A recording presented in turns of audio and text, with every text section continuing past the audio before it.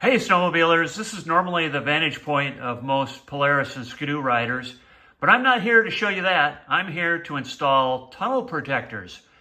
Let's get to it.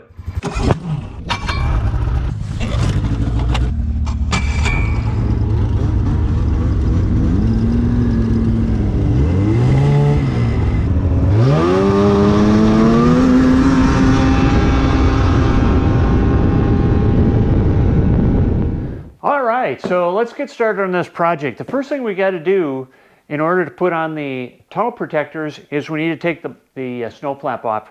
Now before we get to that, let me show you what you get in the kit. You get the actual tunnel protectors. Now these come in two pieces, and the reason is because you use the same tunnel protectors for the ZR129, ZR137, and the Riot. So all three models, doesn't matter the track length, these tunnel protectors will fit any of those snowmobiles. It's a really neat idea. I like that idea a lot. You do get instructions, and then there's a bunch of fasteners in here. I got some bolts with some blue Loctite, some more bolts with some blue Loctite. And you know what else I found in here are 4 black pop rivets. Now, the reason that's important is because online, depending on where you get this kit, you might see a note that says, for the catalyst, you need to also buy pop rivets to replace the rivets that hold the snow flap on. And that is not true. Okay, so if you bought a pack of 10 pop rivets to replace these, well, you don't need to do that. You get the pop rivets that you need, okay? And the kit on this is 8639453. 8639453. So make sure that you get that, the right kit online, and then you will automatically get everything you need, all of the hardware, to put this back together, and that includes the hardware for the snow flap. Now, the snow flap this is a little bit different than previous versions in the Procross snow flap. It kind of looks the same, but it's actually made a little differently. And it's made differently to try to prevent the snow flap from getting sucked up back into the track when you're in reverse, which every snow flap in existence has done ever since reverse became a thing. What we got to do is there's 4 pop rivets, 2 on each side over here on the bumper, and then there's 2 Torx self-tapping screws on the top of the snow flap to remove. So two screws there, 4 pop rivets. Every time I'm going to drill out a pop rivet, especially steel pop rivets, but that goes back to the days when tracks had cleats. When I'm drilling this out, the drill doesn't veer off and end up rounding out the oblong holes in the aluminum bumper. So we don't want to do that. We want to make sure that the drill goes straight through now. Now they say a 3/16 inch drill bit for that. So that's what I've got here.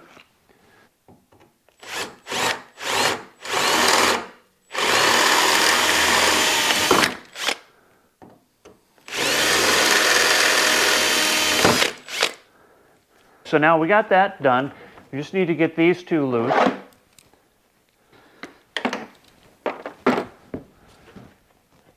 So that comes right off. Each one of these tunnel protectors, there's a long section, and then there's a short section.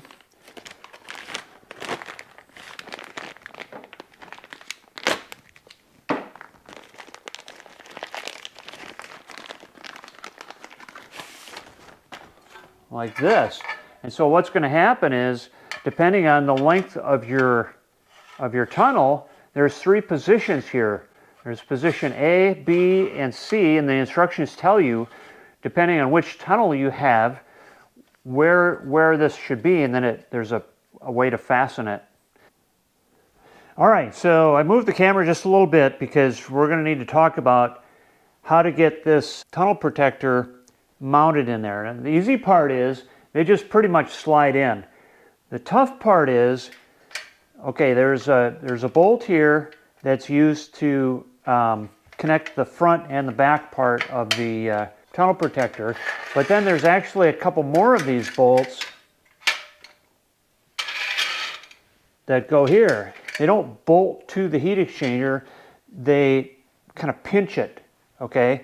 So you can't get up in the tunnel with the track and the skid fastened to the chassis.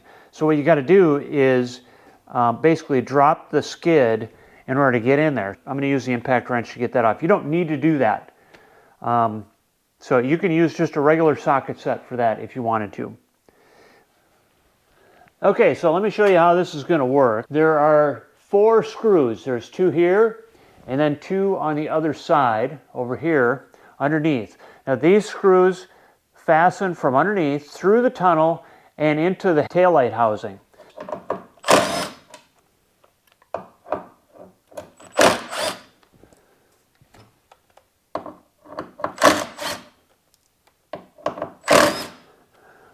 Again, I'm using power tools for this. There's no reason why you can't use hand tools. I'm just doing it with power tools for the video and also just to, make things go a little faster here. Okay, so now in the fins here, in the cooling fins, there are some fins that have, they're like this, okay? Like this. The rest of the fins are straight, but starting on the very outside set, there's a little groove in there, and that slides right in there like that. I just don't like to over tighten these, so I'm using a screwdriver instead of my power tools for this.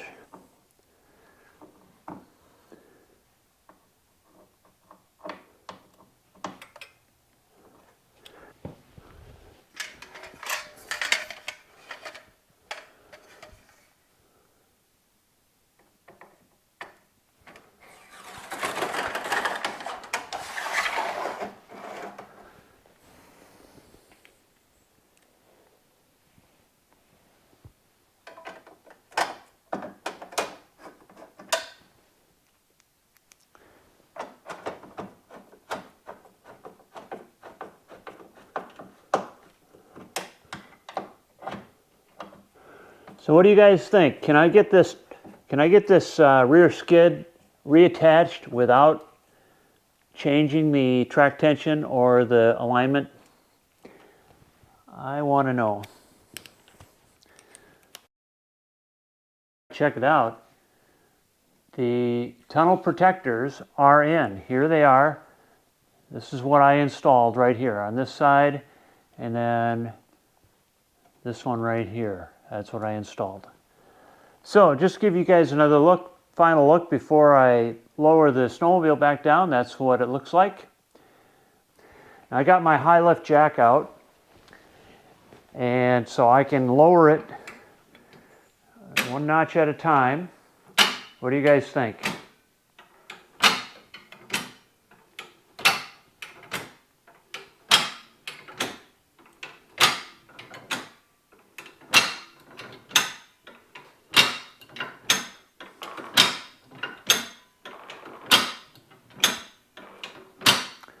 Oh, so close. All right, what I had to do was I've got a ratchet strap kind of wrapped around here. I wrapped it around the top shaft here and then the shaft down here. And all I'm doing is just giving it a little pull. All right, both sides are snug. Now I just need to torque them down. Got my torque wrench out. I'll display the torque spec on the screen there, and we'll get these torqued up. All right, normally I'd be done. All I got to do is put on the snow flap right here. So I put the snow flap on. I've got in this little bag, handy plastic bag here, I've got 4 rivets and 2 self-tapping screws to put this back on. And normally that would be my next step, except for 2 things. One, I can't find my pop rivet tool to put on those rivets. And number 2, I'm not done with this snowmobile yet. The next step is to do something with this box and put it somewhere in here. That's in the next video. Thanks for watching, and I hope I see you on the trail.